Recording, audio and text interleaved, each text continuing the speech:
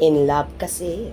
Janine, nag-init sa kagwapuhan ni Eko habang nasa Marikina Market.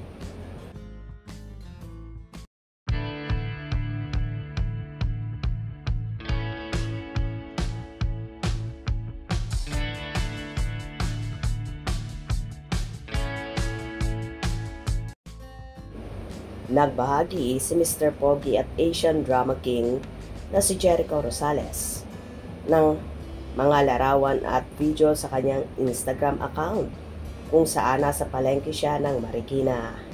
Ayon pa sa naging caption ni Eko, Marikina, Palengke Boy.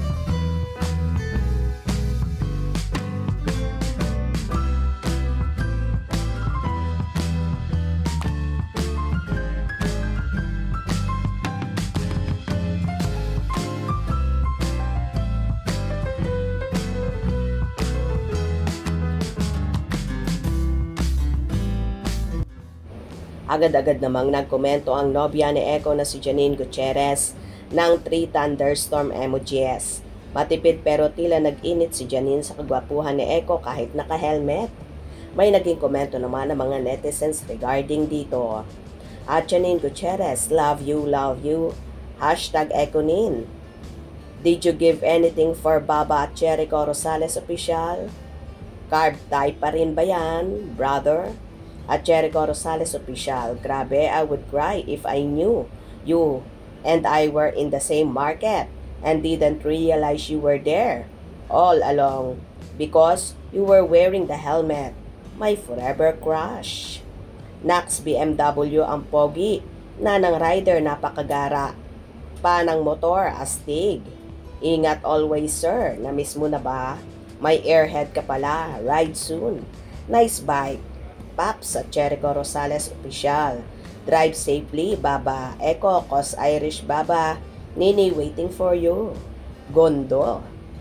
Taga parang ka ba idol? Astig sa cafe. Bike mode. Marikina. Ganyan pala incognito mode. I love you po. Hihihi. I love Marikina. Ayun. Earhead. Marikina represent.